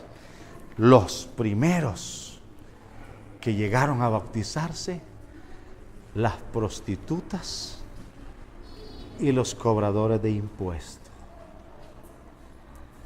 O sea, que él predicaba y yo solo, yo quiero bautizarme, si alguien... Venga. O sea, ahí él los frutos los esperaba después del bautismo. El detalle es este, que Juan... Nosotros en la iglesia, los frutos dicen antes del bautismo. Es que así debe de ser, pero ¿sabe qué? El detalle es que Juan tenía discernimiento de espíritu. Nomás veía a la persona, esta es una persona arrepentida. Y nomás veía a la otra persona, ¡ja! Este es un tamagás. Tenía esa cualidad, ¿verdad? Él identificaba nomás ver a la persona. Por eso es que él no esperaba ver los frutos, no que ya, al nomás verla ya. La confesión no era simple ni en secreto, sino que era en público. Era tú. Ahí estaba el arrepentimiento. Pido con la mujer del vecino. De esa manera es que... Con el riesgo que le... Ahí prácticamente estaba dando los frutos ya. Sí, habían varios detalles así, ¿verdad? No, porque realmente los frutos aquí tienen que ser antes, ¿verdad? La evidencia, ¿verdad? De que sí, realmente estamos arrepentidos y convertidos, ¿verdad? ¿Dónde está eso de las prostitutas? Ahorita no me acuerdo la cita, pero se la voy a facilitar. Dice, las rameras y los publicanos iban adelante en el bautismo de Juan. Se lo voy a traer la próxima clase, me escapa ahorita, pero realmente, vean ustedes, las rameras y los publicanos fueron los primeros arrepentidos. Por eso dijo el Señor, yo no he venido a buscar justos, sino pecadores al arrepentimiento. Es bien significativo. Si ustedes ven, ya lo vamos a ver, ya, aunque ya lo vimos, paréceme, que en el ministerio de Jesús, su ministerio fue incluyente. Él incluyó publicanos, a quienes nadie quería. Incluyó a las mujeres, que también estaban marginadas. Tomó en cuenta a los enfermos con enfermedades que por la religión los hacía impuros. Él los tomó en cuenta y los sanó, como por ejemplo los enfermos de lepra. Su enfermedad los hacía, además de enfermos de su físico, los hacía impuros. Y eso los marginaba, debían de vivir fuera de las ciudades, fuera de los poblados, porque su enfermedad los hacía impuros. Y eso pues sí, ya lo hemos predicado varias veces, que en una de tantas, el impuro por ley tenía que taparse y decir: apártense, aquí va un inmundo, apártense. O se apartaba él porque no podía toparse con un limpio, porque si se topaban, el impuro hacía impuro al otro. Eso era. Si aquí en esta banca se sentaba un inmundo y después se levantaba y llegaba otra persona y se sentaba, automáticamente era inmunda. Una persona, una mujer en su menstruación era inmunda, y donde se sentaba también era inmundo. Y alguien se sentaba ahí también. Esa era la ley. Eso era la ley. Pero viene mi Señor, cuando se va acercando el impuro, no se apartó, no se le corrió, sino que topó. Y yo cuando predico eso, yo siento una gran bendición y le digo: el impuro no pudo hacer impuro a mi Jesús, sino que la pureza de Jesús hizo limpio al inmundo. Y así debemos ser nosotros también. Así debemos ser nosotros también. Que no las mañas del mundo se nos peguen, sino que nuestra sana vida pueda motivar a otras personas a ser diferentes. ¿Cuál de los dos hizo la voluntad de su Padre? Dijeron ellos: el primero. Jesús les dijo: de cierto os digo que los publicanos y las rameras van delante de vosotros al reino de Dios, porque vino a vosotros Juan en camino de justicia y no le creísteis, pero los publicanos y las rameras le creyeron, y vosotros viendo esto no os arrepentís para creerle. Algunos piensan que Juan no le conocía. ¿Cómo no lo iba a conocer si hasta parientes eran? Eran familiares. Él lo conocía, pero lo conocía como el hijo de su pariente, ¿verdad? Lo conocía como el primo, el primo Chusito, ¿verdad? Pero como Mesías, como el ungido. Ese es el detalle. Juan manda a preguntar realmente si él es el ungido, porque él lo conoce como Jesucito, el hijo de María, ¿verdad? Pero que él sea el ungido no le consta. Y acuérdese que en ese tiempo hubieron muchos que se levantaron, en ese periodo intertestamentario, muchos se levantaron diciendo ser alguien. Hasta se atrevieron a decir que eran el Mesías. Se levantaban en armas contra Roma, los derrotaban y después salían todos avergonzados. Eso se dio cuando dice la Biblia: se levantó un tal Teudas. Está refiriéndose a ese periodo intertestamentario que se levantó ese fulano queriendo pues liderar a un grupo de gente. Le dieron a ese fulano y el grupo se desintegró. Entonces hubieron muchos que tentaron decir: yo soy el Mesías. Entonces Juan ya está arisco, digámosle así, ¿verdad? Que oye, no a cualquiera. Por eso él manda a preguntar: ¿eres el que había de venir o esperamos a otro? Dicho en paráfrasis: ¿eres el ungido de Dios o solamente eres mi primo? Como quien dice: ¿eres el ungido o solo eres mi primo? Entonces viene el Señor y no le dice: mira, yo soy el mero mero. No, vayan y díganle a Juan las cosas que ven y las cosas que oyen. Los ciegos ven, venga cieguito, te sano. Los sordos oyen. En ese momento sanó a mucha gente. Entonces las evidencias que vieron los mensajeros se las llevaron a Juan en la cárcel. Y cuando le dicen: no nos dijo nada, pero se puso a sanar, hizo eso.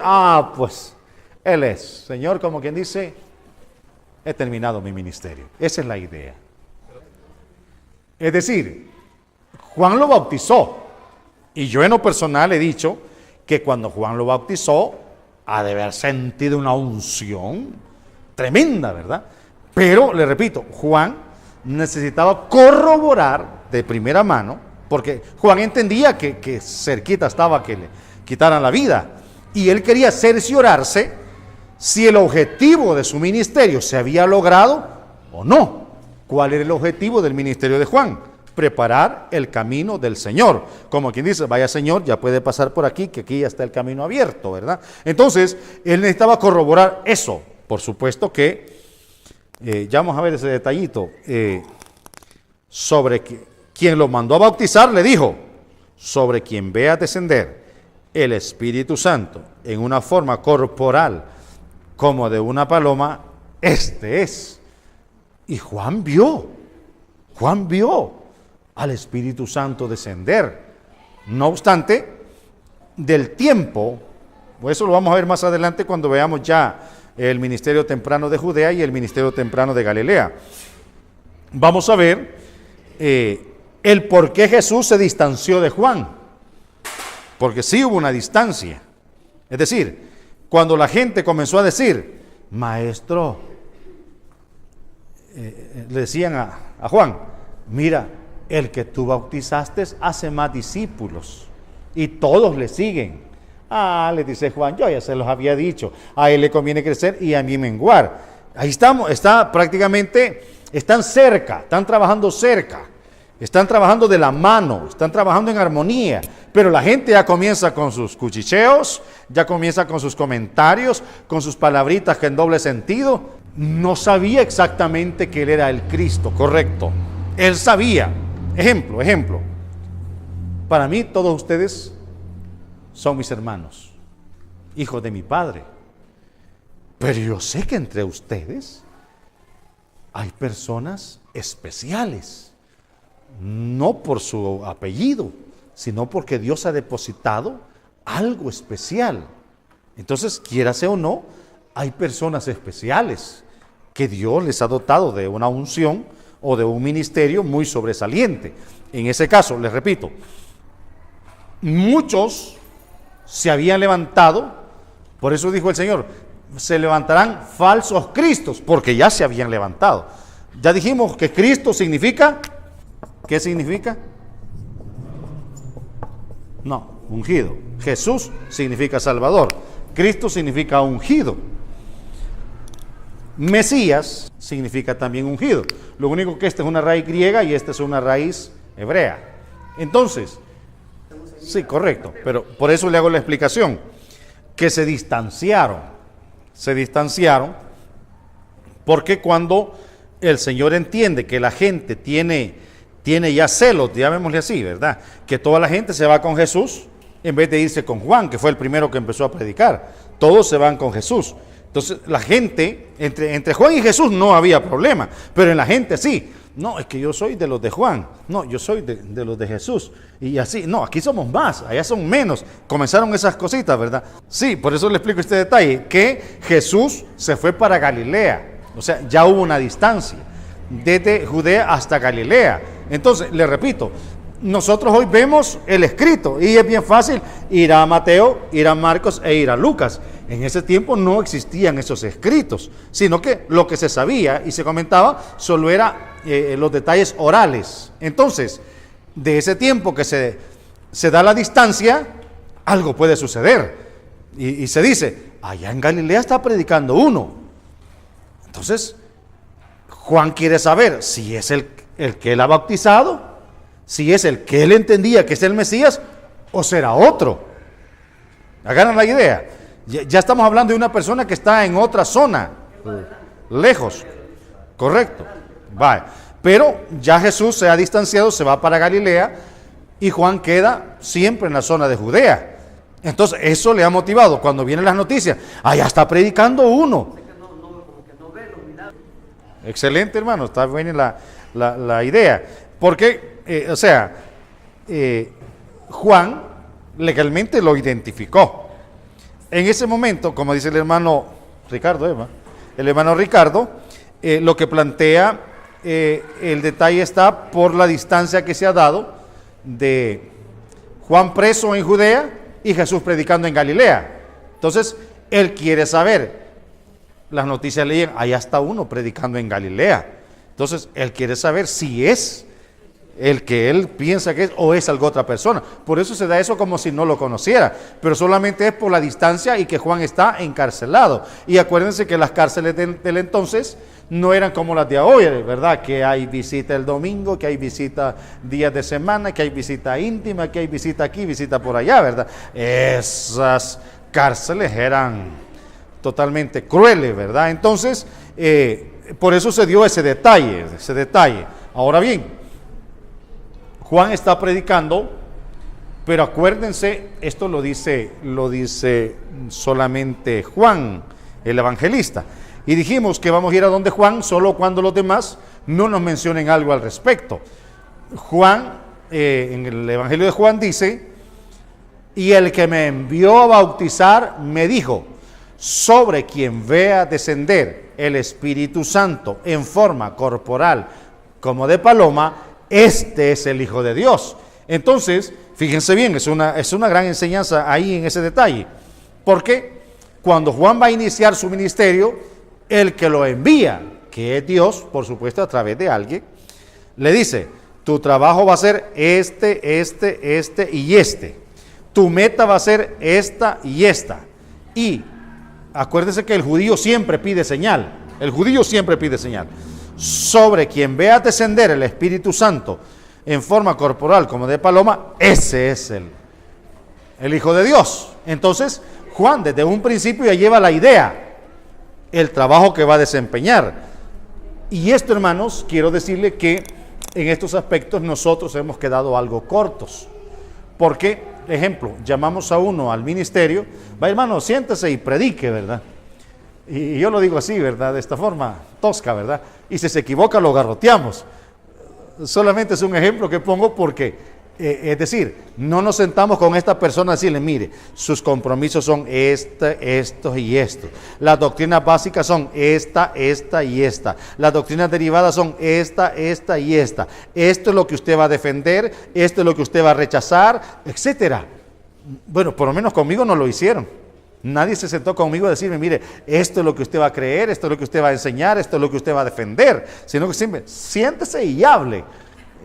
Si habla bonito, gracias a Dios, y si habla fellito, pues le hacemos carita fea. Pero miren, hermanos, el que me mandó a bautizar me dijo, o sea, le marcaron la línea, le dieron las directrices, le explicaron qué es lo que tenía que hacer y cuál era el propósito de su ministerio. Como que digamos, al ver que el Espíritu Santo desciende sobre el que bautizaste, ahí estás culminando tu ministerio. Esa es la meta de tu ministerio, preparar el camino hasta que bautices el que va a suceder, el que va a seguir, el propio ungido. Entonces, esto muchas veces nos ha hecho falta a nosotros. Les pongo también este ejemplo. Cuando a mí me pusieron a bautizar, tenía poco tiempo de estar en el ministerio. En ese tiempo solo un personaje hacía toditos los oficios, de te dar la apertura, la doctrina de bautismo, bautizaba, hacía matrimonio, hacía Santa Cena, bueno, todito. Y los demás solo. Posterior dijo un hermano, miren, yo siento la necesidad de que ejercitemos a otro bautista. Y al que llevaba esos trabajos no le gustó la idea, no le pareció, porque él hacía todo, ¿verdad? Entonces, yo siento, dijo, que necesitamos, ya la iglesia creció, y si el hermano se llega a enfermar, ¿quién va a hacer los bautismos? Entonces, y de una vez les digo, dijo, este cipote es el indicado para que sea el bautismo, que era yo, estaba cipote, por cierto. Entonces, y a mí me dio vuelta el corazón, pues entonces, y aprovechando que en esta festividad van a ser bautizados hace poquito, dijo que empiece ya. Dios mío bendito, para mí fue una crisis. Me llegó la gran tribulación. Y entonces, pero aún, pues les repito, no se sentaron conmigo, hermano, así es, cada paso así es, el proceso es así, lo va a hacer de esta manera. Vaya y bautice. Y iban a ser poquitos y salieron 5. Para mí era una multitud. Nunca lo había hecho. Y estaba cipote y no se sentaron conmigo y decir, mire, el propósito del bautismo es esto, lo va a hacer de esta manera, los pasos a seguir son los siguientes. Nada. Entonces es justo que cuando a alguien se le asigne un trabajo se le explique, este es el trabajo que usted va a desempeñar.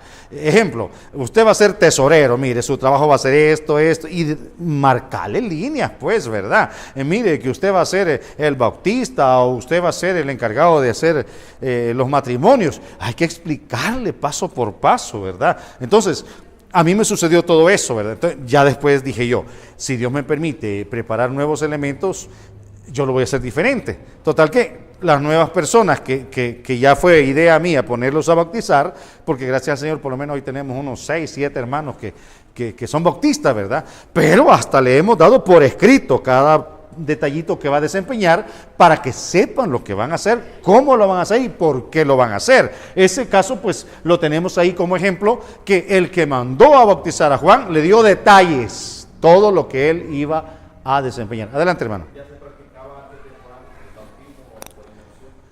Fíjese que la mayoría de casos solo abluciones, lo que le explicaba al principio, ¿verdad? Que el judaísmo practicaba bautismos, pero así, lavamientos o ejemplo, ¿verdad? Tomaban monte, ¿verdad?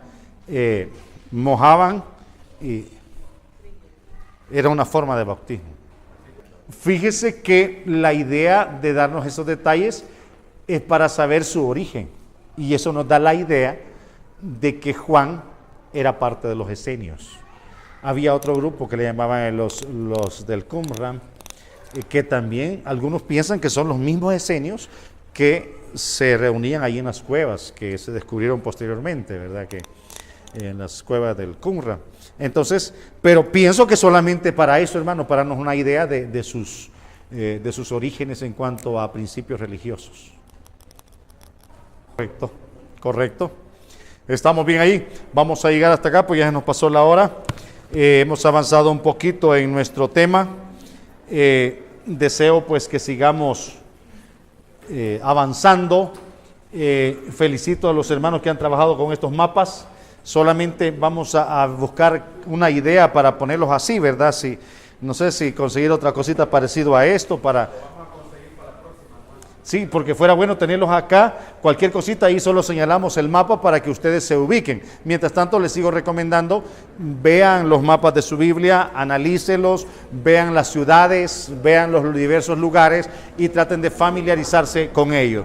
Mientras tanto agradecemos al Señor porque nos ha permitido dar un pasito más. Finalizamos, oremos en el nombre del Señor.